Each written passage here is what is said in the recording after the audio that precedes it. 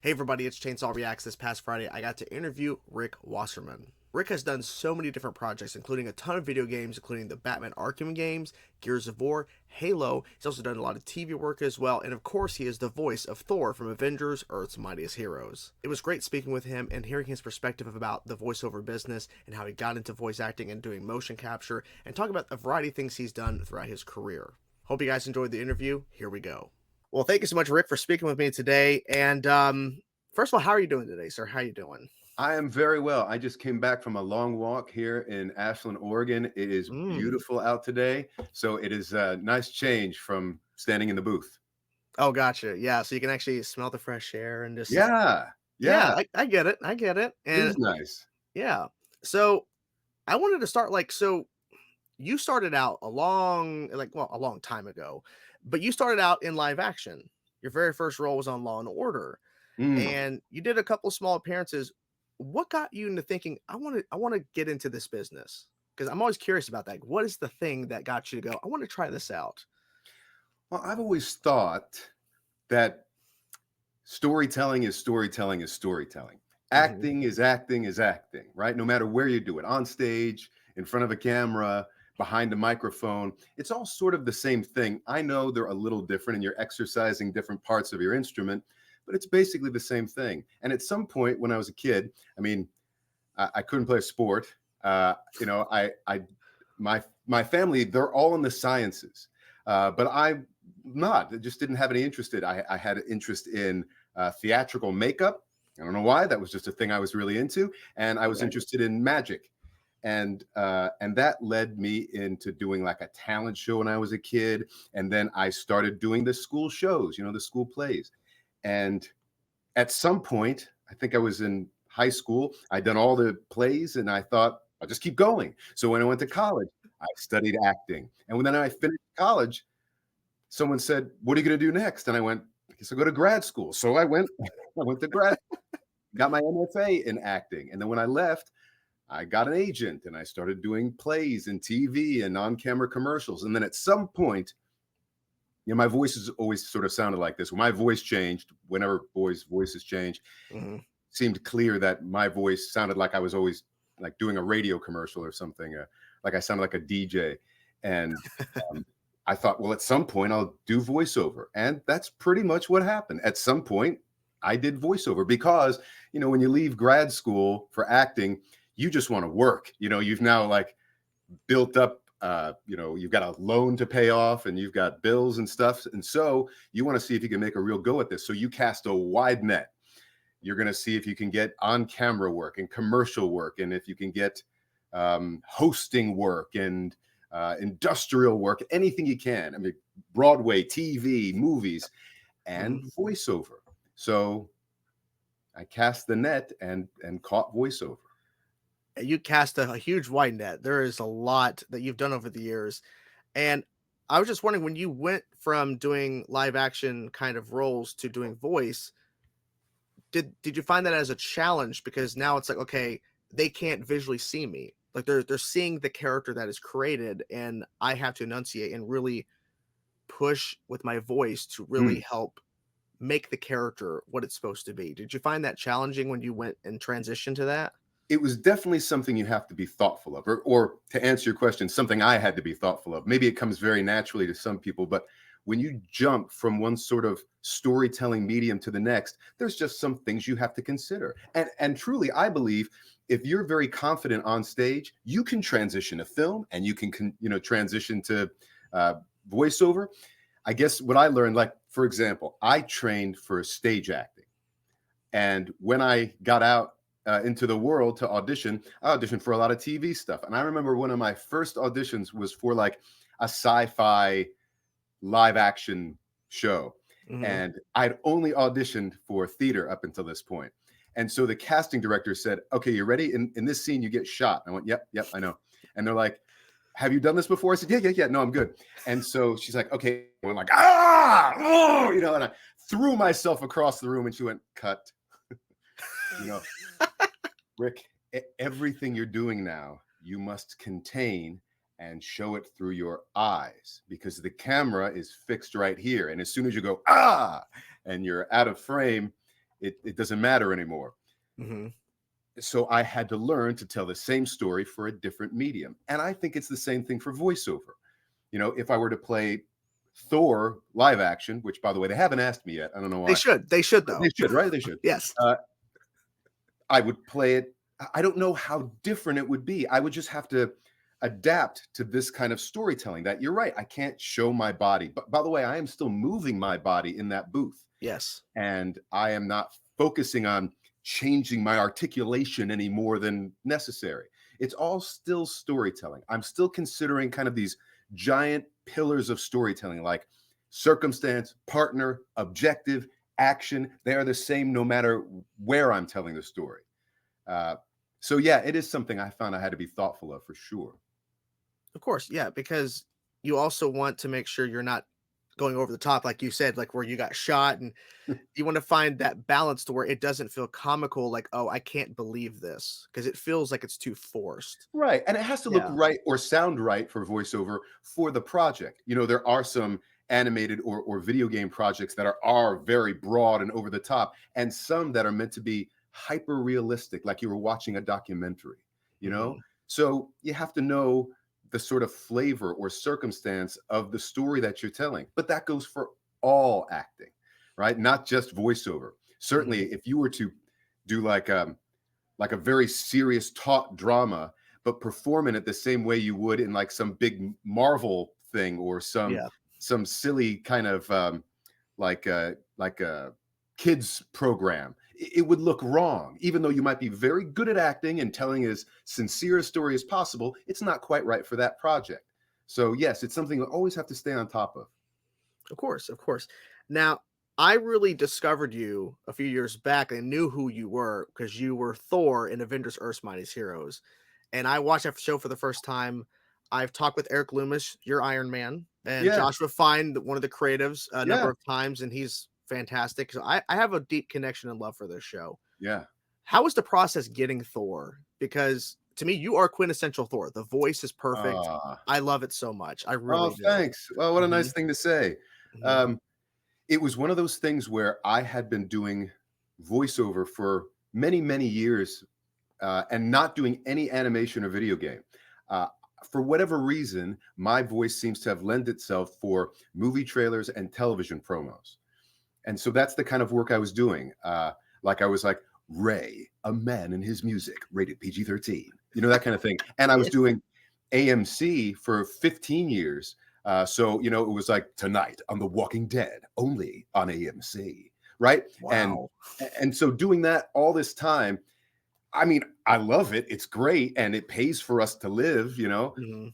but it doesn't feel like stage acting, which is what I got my degree in, which is Yeah. you've got a story, there's a plot, and none of that really happens with promos and trailers. So the idea of doing an animated show, or even a video game was really attractive because even though my voice is not like some of those other voice actors, their voices can do anything, and I Mhm. really admire that.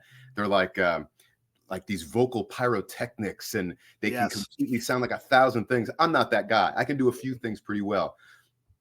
And I thought at some point I'd like to give all that a try. So I asked my agents, I said, can you start submitting me for this kind of thing? And uh, I didn't have like animation or video game demo to show off what I could do, but I was in The Lion King on Broadway for years and years. And then I came to Wow. Los Angeles and did the show in LA. So I knew I can do some charactery things. Like I played Timon and Pumbaa, and Scar, right? So I played, kind of charactery parts. I Mhm. thought I have something to offer. So anyway, one of the very first shows I got animation was Hulk. I was Yeah. Hulk for Planet Hulk, this Yes. feature, and Mhm. that's where I met Joshua. And yeah, he was associated with that, and it Mhm. was great. And then I found out that they were going to do um, Avengers, Yeah. and they asked me to audition for Hulk, and I did. Um, but Fred Tatasciore, also auditioned for Hulk, and he'd been Hulk before, Yeah. and you know he's tremendous. I am not his Hulk. I cannot do what he does. And while I was at the audition, they said, "Do you want to read for Thor?" And I went, sure. Yeah. Yeah, why not? And I'm one Mhm. of these guys that I never had any exposure to Hulk, Thor, Avengers when I was a kid. I just wasn't. I was into magic and that kind of stuff. I didn't know anything about it, which I Mhm. think was to my benefit. Like I didn't bring into the room like I know just how he should sound. I Yeah. didn't know. So I Mhm. just took what they told me, which was like he's sort of like a big Boy Scout. And I went, got it, like I got it. Let me try it. Mhm. And and then I got the job. And it was such a learning experience for me because when I did the Hulk, I was by myself. There was no one else in the room with me except, the producer and director Yeah. on the other side of the glass. Mhm. But when we did Avengers, all the Avengers were in the room at the same time. A whole bunch of microphones and all of us just sitting there. So Eric would stand up and do his thing, and then I would Mhm. stand up and we'd look at each other. Tatasciore was in the room, so we could square off when we had to fight. Yes. Mhm. And I learned so much. Phil Lamar, all these incredible voice actors in the room, and I learned from them because I hadn't done that kind of work. I was just The Walking Dead. I didn't Yeah. do any of that stuff. Mhm. But it was great. It was great to watch these people, to see how they do it, take after take, and keep it fresh and play. That was the best part about it. It felt like being on stage, right? Like here I am, and there's my partner, and I can see him, and we can react to each other as opposed to just reading off a piece of paper, which you can only do so much. Yeah, because you're very limited, and You're limited that way. Yeah. yeah, and I'm so glad you brought that up because Eric Loomis, we had like a phone, like an hour long phone conversation. That was one of the things he loved so much is that we all got together and it was bouncing off and it was very organic. And Joshua said the same thing. One of his highlights in his whole career at Marvel was getting all the Avengers together for those recordings. He loved it so much. Yeah. So I love that. Avengers assemble. Yeah, we Yes, all got together. Yeah. and that's great to hear that that really helped you because that also helped you learn as well. Because as you're going on, you're doing so many video games, so many other things. Like it's a big task with the things you've covered. Does it feel overwhelming at times when you take on because you've done a lot of video games like Batman, Gears, Halo, it's a lot. Yeah. I don't know. I'd feel overwhelmed if it was me, but does it Um, yeah, yeah. I don't know. The truth is, I don't play any of them. Mhm. So I'm not involved in it that way. I'm involved in it as an actor. Mhm. So I audition. If I'm lucky enough to get the job, I study it enough to be able to get in the booth and perform, Mhm. and I give it all I got, and then I walk away. I don't ask my agents when does it come out or did they say I did a good job. I just leave it alone and put my head down and audition for the next gig. And I have found great success with that. I take everything seriously. I do my best work. I try to do my best work every Mhm. time I get in the booth. Um, and I actually think the reason I had been the voice of AMC for 15 years, and I was the voice of the UFC for years and years, and A&E for years and years. I think I've stuck around because of this work ethic. I get in, I do my best work, I put my head down, and I get it done. Mhm. And then I have the rest of my life. I have Yeah, of children. course. I Mhm. have, I'm still interested in magic. I read. I exercise.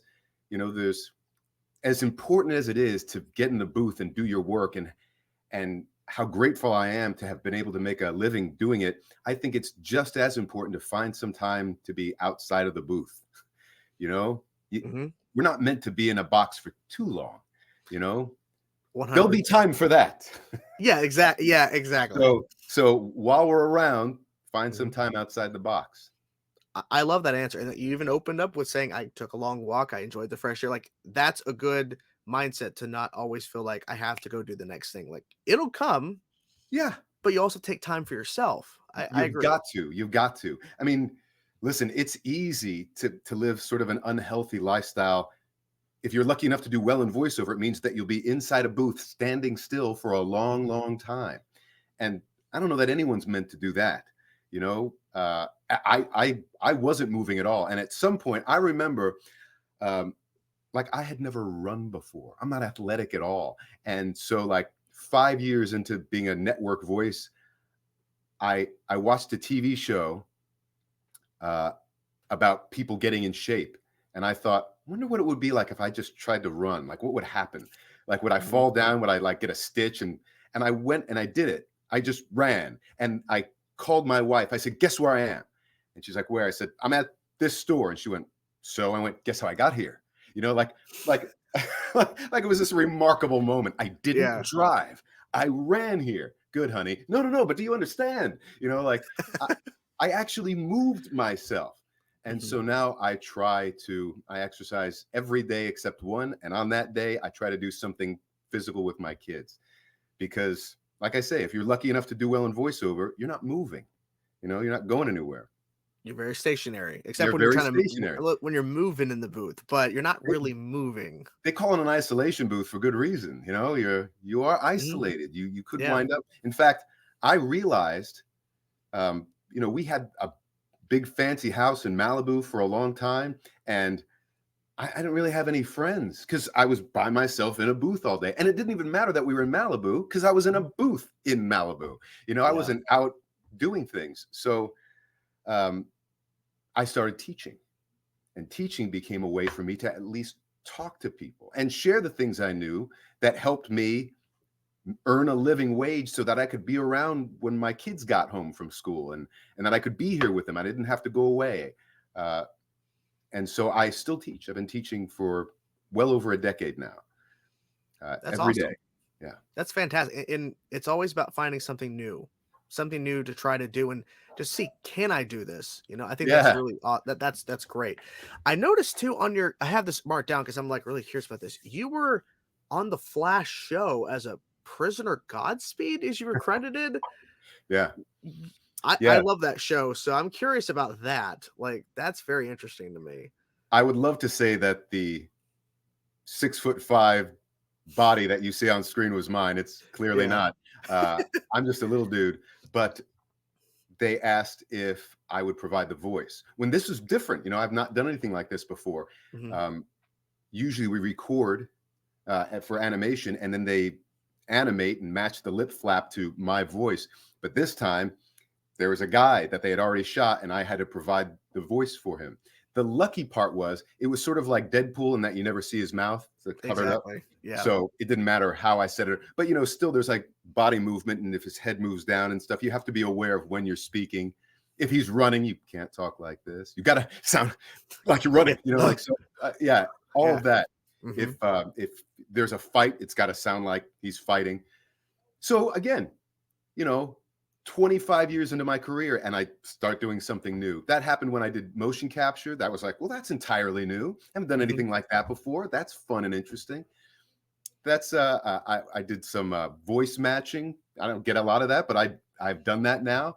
Uh, I get a kick out of it. It's fun, something new and different. And that's beauty of the business, is that there's always something new. Like as you've mentioned, motion capture. Like now, you're actually doing the movements of the character, not just the voice. Like how was that? Like going, like, oh, I can actually not just do the voice, I can actually do the motions. For sure. There's some Yeah. really fun people who do it too. There was one project where I was this huge villain, and I'm not a huge guy. So I had like painter stilts, Hmm. so I can actually physically be bigger. Yeah. And they gave us big prop weapons to hold, even though you'll never see them, and they can animate anything they want, but it changes how you move, Hmm. um, and the way you move can often dictate how you sound. So there was some video game where um, I was choking some guy out, and so the other actor was kind enough to let me put him in a Yeah. headlock and fake choke him while I was doing it. Yeah. Troy Baker. Oh, Had fantastic. him in the headlock going like, Mhm. "Ugh!" I mean, it was great. It was great. Um, and I think it lends something to the performance I think it does, because now you have to think, okay, I did the voice. If I was doing the voice, it would play differently than, okay, I'm physically holding Troy Baker, which very interesting. Like I'm holding Troy Baker right now. I'm Yeah, holding him. yeah. You got to be careful. Don't want to hurt the No, Joker no, you or certainly don't. That's a no, very don't hurt Joel from The Last of Us. No, no, no, no, no, no. no, don't wanna do that for sure. No. That's awesome. I love hearing that. And also like I really love this film. You were the narrator by Werewolf by Night from Marvel. Yeah, yeah, That that's right. That's great. Like, that is so cool. Like, I just love the tone of that movie, and just I think your narration really helped it bring back to that classic monster, Universal Oh, monster era. thanks. I love that. Yeah, they said they wanted sort of a Vincent Price sound, but don't sound like Vincent Price. Mm, okay, Okay. okay, I can do this. I can do this. The most interesting part about it was when we were recording, it was still sort of in the midst of the pandemic. Mhm. And so there was this question. Now that we live in this magical time where you can record at home, I've almost only ever recorded at home, except for those animation and video game projects. Everything I do from home. They said, it's a Disney project. Do you want to record at Disney or do you want to record at home? I went, I want to go to Disney. I mean, of course I want to go to Disney. Who doesn't Yeah. want to go to Disney? Mhm. So I went, but at this point in time, the studio was like a ghost town. It was really quiet. And most people were working from home. So when I went there was only a few people. And in the studio, there was just one engineer behind the glass. There wasn't anyone else. And everyone else was present by a screen that was in front of me, all kind of Skyping and zooming in, you Mhm. know? And I was in this dark studio with like a pin spotlight on me and just the script. Um, and it was a bunch of fun. I mean, it was terrific. And I got to record at Disney. That's a nice little, you Yeah, know, a little checkbox off the things that I've done yeah. in this crazy journey. And the thing is, you're like I said, like, I love those classic Universal monsters. Like, I love the vibe they went, and I think you perfectly captured it, because I instantly brought back, oh, I feel it. I feel this Oh, classic, good. yeah, werewolf, Yes. Dracula. Ooh, I Yeah. feel the I love it. I love it. Awesome. Hey, thank you. Of course, of course. Anything upcoming you have going on that you can talk about that you're working on? Because I know you've done a lot, so I'm not really sure.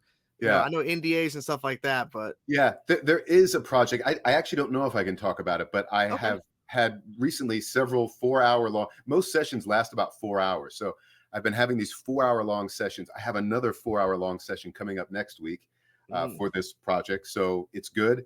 I'm excited about it. I just don't know if I can talk about it. Although I will say this, uh, the the director at the end of this last session said, "Okay, we're done." I went, "Great." And he goes, "Let me just ask you, do you have any idea how long that took?" And I went, I think it took all 4 hours. He said, "It did. It did take all 4 hours." And there was a break in it. They give you a break, obviously. And in that break, I had to go do another voiceover, a promo for NBC. Uh, and so even during my break, I was doing voiceover. And he mhm. said, "Do you know how many lines you recorded?" And I went, "No." And he goes, "Rick, you recorded 1,100 lines." Yeah.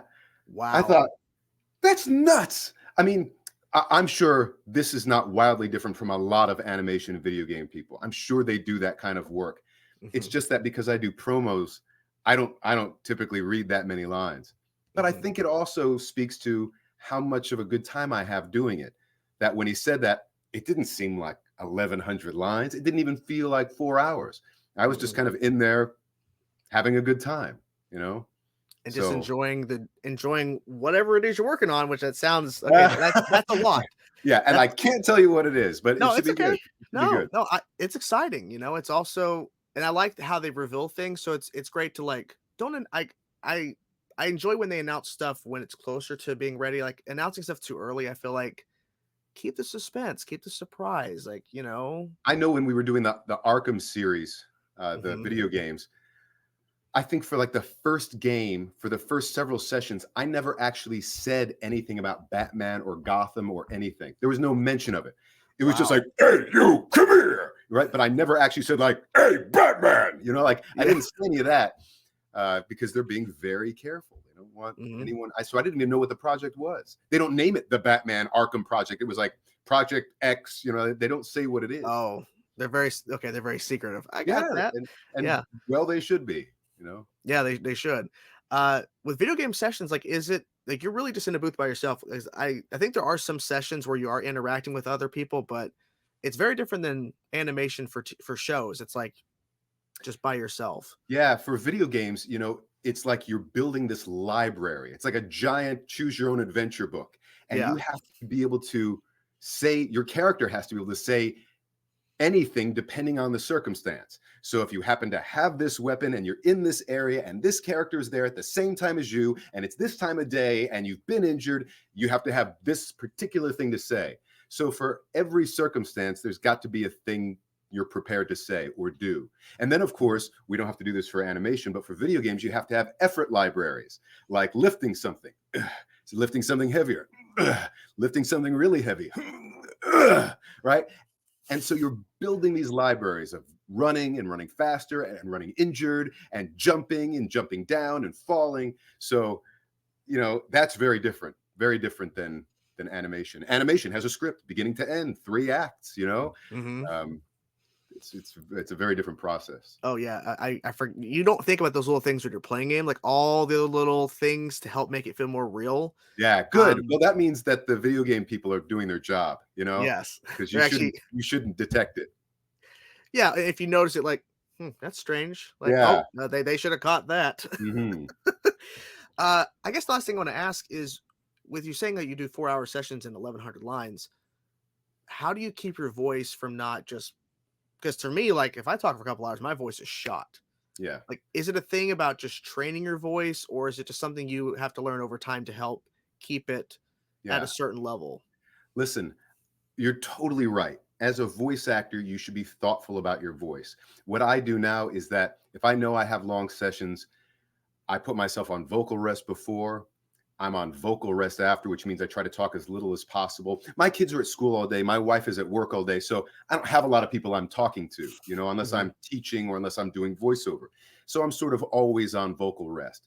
When I'm exercising, when I'm running, I'm not talking. So I'm always sort of resting my voice.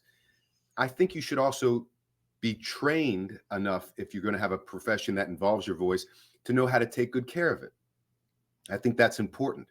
Um, Warm up when you need to warm up, be on rest when you need to be on rest. Mhm. Um, Screaming is obviously bad for your voice, and you can learn to use your false vocal folds, and you can learn how to use your voice in such a way that you don't hurt yourself. I remember hearing Tara Strong, I think, one time scream in some session, and she could just do it over and over for different lengths, and it never hurt her. She never turned red. She wasn't sweating. She wasn't going like, hold on. Like, she could just do it Mhm. because she's got such a well-trained, well-tuned instrument.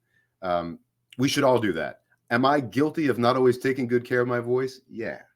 And when I started long time ago, I was smoking and I was doing things that probably weren't very helpful. If I can go back, I probably wouldn't have done those things so much. But Mhm. I am very thoughtful of it now. Yeah.